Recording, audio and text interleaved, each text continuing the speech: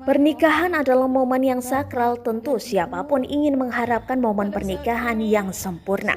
Namun, berbeda dengan pernikahan dua sejoli ini, ada sebuah momen lucu saat menjelang akad nikah.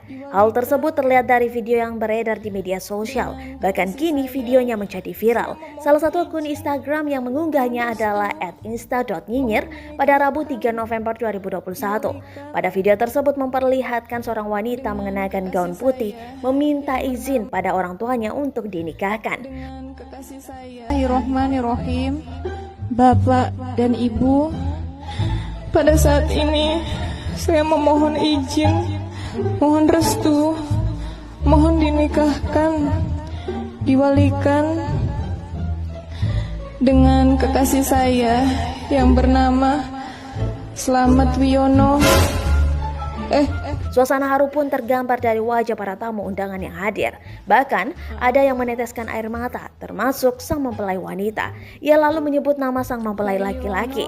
Ternyata nama tersebut salah. Ia malah menyebut nama sang mak ayah Kat.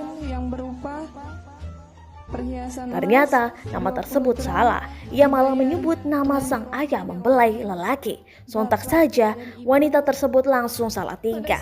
Dari yang tadinya haru, suasana berubah menjadi lebih ceria.